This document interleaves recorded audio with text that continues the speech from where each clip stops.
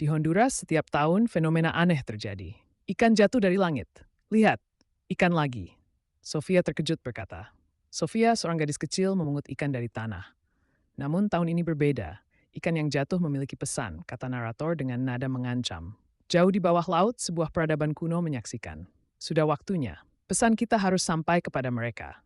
Ratu Atlana said seriously. Ratu Atlana, penguasa peradaban bawah laut, berbicara dengan tegas. Mesemerim ikan-ikan itu, melaporkan peringatan tentang masa depan yang suram jika manusia tidak mengoperasi training ilim. Pesan dari kelaman laut. Dengarkan sebut terlambat.